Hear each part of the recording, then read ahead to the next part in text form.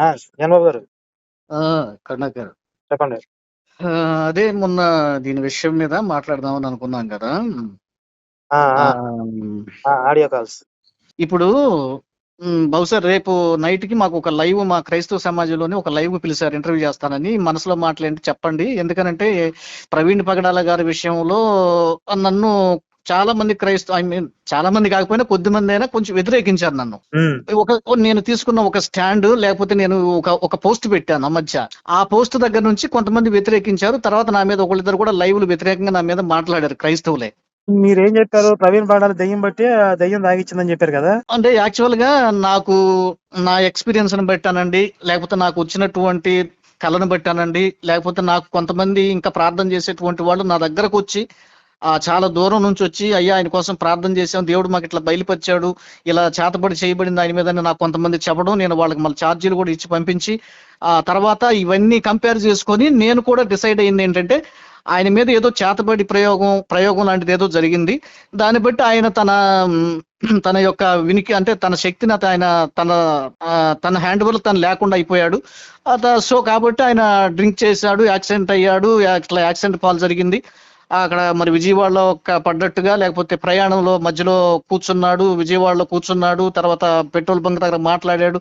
ఇవన్నీ కూడా ఇవన్నీ కూడా నేను నమ్ముతున్నాను. అయితే ప్రయోగం చేయబడింది గనక తన వశంలో లేడు గనక ఆయన డ్రింక్ చేసి ఉండొచ్చేమో. అది కూడా కన్ఫర్మ్డ్ కాదు. బట్ చేసి ఉండొచ్చని నేను ఇట్లా భావిస్తున్నాను. నాకు వచ్చిన కళను బట్టి నాకు కొంతమంది ఫోన్లు చేసి చెప్పిన దాన్ని బట్టి అని నేను చెప్పాను. అంటే టోటల్ గా నేను డ్రింకర్ అన్నాను అని కొంతమంది డిసైడ్ అయిపోయారు. సరే, దాని మీద నా గిట్టినోళ్ళు ఒకళ్ళిద్దరు లైవ్లు చేశారు. ఆయన ఇట్ట మాట్లాడాడు, అట్లా మాట్లాడాడు, ఇట్ట మాట్లాడాడని. సరే, ఐ డోంట్ కేర్. నేను నేను నేను ఆయన బ్లేమ్ చేయడానికి ఆయన నా శత్రువు కాదు ప్రవీణ్ పగడాల గారు. లేకపోతే నా మీద ఎప్పుడు ఆయన నాకు వ్యాంటీగా మాట్లాడలేదు. నిజం చెప్పాలంటే ప్రవీణ్ పగడాల గారు నాకు ఆయన అమెరికా నుంచి వస్తూ నాకు అక్కడ నుంచి ఎవరు మన పిల్లలకి గిఫ్ట్లు పంపిస్తే మోసుకొచ్చల్లా విజయవాడలో మాకు అందజేసి వెళ్ళాడు ఆయన. ఆయన మీద మాకు సానుభూతి ఉంటది. మధ్యలో మేము 1-2 సందర్భాల్లో మాట్లాడుకున్నాం, డిస్కస్ చేసుకున్నాం. మేము ప్రేమగానే ఉంటాం. కాబట్టి నేను ఆయన మీద బురద చల్లాలని కానీ లేకపోతే ఆయన మీద బ్లేమ్ చేయాలనేది నాకు లేదు. నా మనసుకి నాకు దేవుడు ఏది ప్రేరేపిస్తాడో అది సత్యమని నమ్మినప్పుడు నేను చెప్తా. అది ఎంత కఠినమైన పరిస్థితి అయినా. ఇది క్రైస్తవులు కొంతమంది అర్థం చేసుకోలేకపోయారు. అయితే నేను నా వాదన వినిపించాను, అయిపోయింది, తేలిపోయింది. అంటే నేను ఇట్లా అనుకుంటున్నా అంటే కన్ఫామ్ గా ఇదే అని చెప్పలేను, అదే అని చెప్పలేను, ఇట్లా జరిగిన సోర్స్ ఉంది అని చెప్పాను నేను. సరే, నా వెర్షన్ పక్కన పెట్టండి.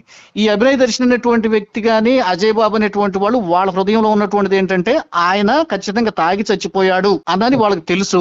కానీ క్రైస్తవ సమాజంలో లీడర్స్ గా ఉండటానికి, క్రైస్తవ సమాజంలో ఏదో డబ్బులు సంపాదించుకోవడానికని లేకపోతే ఇంకేదన్నానండి, వీళ్ళు పైకి మాత్రం లేదు హత్య అని మేము అరుస్తున్నాం అన్న ఆ సీక్రెట్ ని వీళ్ళు ఛేదించారు స్టింగ్ ఆపరేషన్ ద్వారా. అందుకని వాస్తవంగా ఆ వ్యక్తి విషయంలోనే దొరికారు. క్రైస్తవ సమాజంలో ఉన్నటువంటి ఒక వ్యక్తి వీళ్ళు కరెక్ట్ కాదు అని ఇప్పుడు క్రైస్తవులందరూ కూడా వాళ్ళు దుమ్మెత్తి పోస్తున్నారు. నిజానికి ఈ వెర్షన్ లో కొంతమంది క్రైస్తవులు కూడా నాకు తెలుసు, పర్సనల్ గా నాకు ఫోన్ చేసి చెప్పిన వాళ్ళు కూడా ఉన్నారు. ఇప్పుడు అభినయ్ దర్శన్ అనేవాడు, అజయ్ బాబు అనేవాళ్ళు వీళ్ళ ఇంటెన్షన్ ప్యూర్ గా ఉందనుకోండి, వాళ్ళు ఎవరు ట్రాప్ చేసినా దొరకరు. వాళ్ళకి లోపల ఉన్న ఆలోచనలు ఒకటి, బయటికి నటిస్తుంది ఒకటి. వాళ్ళు ఎంత దిగజారంటే ఇప్పుడు ప్రవీణ్ పగడాల శవాన్ని అడ్డం పెట్టుకుని రాజకీయంగా ఎదుగుదాము అని వాళ్ళ ప్లాన్. వాళ్ళ రాజకీయ ఎదుగుదల కోసం లేని ఒక రగడని సృష్టించి జరిగిన యాక్సిడెంట్ ని హత్య అని క్రియేట్ చేసి ఆ హత్యని మాలాంటి వాళ్ళ మీదకి తోసేయాలి, మాలాంటి వాళ్ళు బలి చేయటమే కదా అమాయకుల్ని.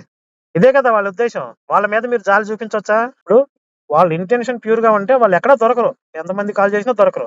మాకు చేయమనండి, ఎవరు కాల్ చేస్తారో చేయమనండి. మేము ఈ ధర్మ పోరాటం ఎందుకు చేస్తున్నాం, మా లోపల ఒక ఎజెండా ఉందా? ఈ షాలేం రాజ్ అనేవాడు ఈ మల్లెపూలు పెట్టుకునే స్త్రీల గురించి మాట్లాడాడు కదా, విన్నారు? అది విన్నారు కరుణాకర్. అది ఇప్పుడు చాలా మంది డిబేట్స్ కూడా జరుగుతున్నాయి ఛానల్స్ లో. అవునవునవును. దాని మీద మీ స్పందన ఏంటి? నేను యాక్చువల్ గా నేను ఏది మాట్లాడినా మా వాళ్ళకి కూడా కొన్ని సార్లు కోపం వస్తుంది. మరి అంటే ఈ విషయంలో కూడా నేను సాధారణంగా ఏది జరిగినా మాకు బైబిల్ నేర్పేది ఏంటంటే 2 వైపులా మనం ఆలోచించాలి. అంటే ఇప్పుడు తమ్ముడు తన్నోడైనా ధర్మం మాట్లాడాలన్నట్టుగా ఇప్పుడు ఒక ఇష్యూ జరిగిందంటే దాని కింద పైన చూడాలి, లేకపోతే వెనక ముందు చూడాలి అంటారు పెద్దలు. ఆలోచించాలి. దీంట్లో కూడా నాకు తెలిసి న్యాయబద్ధంగా నేను మాట్లాడాలంటే ఇది తర్వాత అయినా క్రైస్తవులు వింటారు, హిందూ సోదరులు కూడా వింటారు మన కాల్ రికార్డింగ్ అనేది. నేను వాస్తవంగా ఈ టాపిక్ మాట్లాడటానికంటే నేను పెద్ద ఇష్టపడలేదు. నేను అందుకని చాలా మంది అందరూ దాని మీద స్పందించేసి ఏదేదో పెట్టేశారు గానీ కాదు మరి ఇది ఈయన ఇప్పుడు అవసరమైన టాపిక్ కదా. కరెక్టే. సరే నేను ఇక నువ్వు ఈ విషయం నువ్వు అడుగుతావని కూడా నేను ఎక్స్పెక్ట్ చేయలేదు. ఆ సరే నీ నీ వైపు నుంచి ఇది వచ్చింది గనక మరి నేను ధర్మంగా నా హృదయంలో ఉన్నది మాట్లాడగలగా మాట్లాడుతున్నాను. నిజానికి ఈ విషయంలో క్రైస్తవులందరూ కూడా షాలేం రాజు గారు తప్పు మాట్లాడలేదు, తప్పు కాదు, తప్పు లేదు, ఆయన మాట్లాడింది రైటే అని దాదాపుగా క్రైస్తవులందరూ అలాగే ఈ వీడియోలు చేసిన వాళ్ళందరూ మాట్లాడారు. నేను దాదాపు చూశాను. అంటే కొంచెం చూస్తా ఉంటాను. అన్ని అంత వినలేను కానీ ఏదైనా నోటిఫికేషన్ వచ్చినప్పుడు లేకపోతే ఏదైనా చూస్తున్నప్పుడు చెక్ చేయడం చూశాను. వికేఆర్ తో సహా, తర్వాత అజయ్ బాబుతో సహా, తర్వాత హనీ జాన్సన్ గారు వాళ్ళతో సహా, వీళ్ళు తర్వాత క్రైస్తవులు కాదు కదా. మీ దృష్టిలో క్రైస్తవులు అంటే ఎవరు? వీళ్ళు వ్యాపారం చేసేవాళ్ళ? వీళ్ళందరూ అంటే బిజినెస్ కాస్తో మ్యాన్ పేరు కోస్తో చెప్తున్నారు. కాస్తో కాదు కోస్తో కాదు మీరు సమాజంలో కాదు. ఇప్పుడు క్రైస్తవం పేరుతో వ్యాపారం చేసే వాళ్ళ పేర్లు వాళ్ళు క్రైస్తవులు అనకూడదు. సాధారణ క్రైస్తవులు, కామన్ మ్యాన్స్ ఉంటారు చూడండి, వాళ్ళు ఎవరన్నా సమర్థించారో చెప్పండి. ఇప్పుడు ఉమ్, వీళ్ళు ఏంటంటే, ఇప్పుడు విజయ్ కుమార్ గానీ అజయ్ బాబు వీళ్ళేంటి, ఆడు కార్పొరేట్ పాస్టర్ బాగా సంపాదించాడు, కొంచెం సపోర్ట్ చేస్తే 1,00,000 ఇసురుతాడేమని వీళ్ళ ఆశ. ఏమన్నా ఎముకలు దొరుకుతాయని కుక్కల్లాగా ఎదురు చూస్తున్నారు. ఒకటి అంటే పర్టికులర్ గా ఆయన ఇంటెన్షన్, ఆయన ఏదో చెప్పాలి, ఆయన ఏదో క్రైస్తవేతరులు బాధపడాలి అన్నది కాదు అని నేను అనుకుంటున్నాను అంతవరకు. ఒకటి అసలు వాడు చెప్పే కథలన్నీ ఆడు సృష్టించిన ఏ కట్టు కథలు ఎక్కడ జరగదు అసలు. ఈ రకరకాల యాంగిల్స్ లో కూడా కొంతమంది ట్రై చేస్తా ఉంటారు. ఇప్పుడు ఈ యాంగిల్ చేస్తే తప్ప, ఈ యాంగిల్ చేస్తే మీ దేవుడికి కోపం వచ్చిద్దా, అది కూడా మీ వాళ్ళకి డౌట్స్ రైజ్ అవుతాయా? అబ్బా ఆ, ఈ అసలు విషయంలో నాకు డీటెయిల్ గా ఇప్పుడు ఇప్పుడు పువ్వులు అట్లా పెట్టుకుంటే కాదు మీరు నిజానికి. కాదండి, పువ్వులు పెట్టుకుంటేనే తప్పు అని క్వశ్చన్ వచ్చినప్పుడు అసలు ఉమ్, ఇది ట్రై చేస్తే తప్ప, ఇలా చేస్తే మీ దేవుడికి కోపం వచ్చిద్దా? ఇప్పుడు ఆయన పడగదిలో కూర్చొని చూస్తా ఉంటాడు, ఇది ఎట్లా చేస్తున్నాడు అని చెప్పి. ఇప్పుడు ఎందుకంటే యోనా ఆడు ఆ రేతస్ నేల విడిస్తే ఆడు పక్కన కూర్చొని చూస్తున్నాడు కదా, ఆడు కింద ఇడిచాడని చెప్పండి, చంపేశాడు కదా. అంటే కరెక్ట్ గా ఈ యాంగిల్ లో ఎలాగ మాత్రమే చేయవలను అని చెప్పి ఏమన్నా ఉందా బైబిల్లో? ఉమ్, ఒకటి నేను ప్లీజ్ నీకు నా హంబుల్ రిక్వెస్ట్ ఏంటంటే దయచేసి నా దేవుణ్ణి నాతో మాట్లాడేటప్పుడు అవమానకరంగా మాట్లాడొద్దు ప్లీజ్. అవమానం కాదు, నేను జెన్యున్ గా ఇప్పుడు పువ్వులు అంటే పెట్టుకుంటేనే ఇంత డౌట్ వచ్చినప్పుడు మీకు. అంటే భగవంతుడు అనేటువంటి వాని దృష్టికి సమస్తము కనిపిస్తది. ఆ ఇప్పుడు మనం మనం పిల్లకాయలు ఆ భగవంతు దృష్టిలో ఒక చీమల లాంటి చిన్న పురుగులు లాంటి వాళ్ళం. మనం ఒక పురుగుని ఎట్లా చూస్తాం?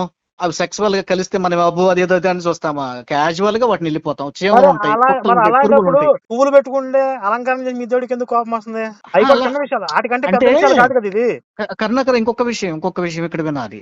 ఇది మన మన దేశ సాంప్రదాయానికి సంబంధించింది. నిజానికి పువ్వులు పెట్టుకోవటం అన్నది బైబిల్కి సంబంధించిన విషయం కాదు. నిజానికి అలంకరణ విషయంలో మీరు లోక సంబంధమైన అలంకారాల కంటే ఆత్మ సంబంధమైన అలంకారాలు ఉన్నాయి. మృదువుగా మాట్లాడటం, ప్రేమగా జీవించటం, కనికరం కలిగి ఉండటం, ఇతరులకు సాయం చేయటం, ఈ ధరించుకోండి, వాటిని విడిచిపెట్టండి అబ్బా, అని చెప్పాడు.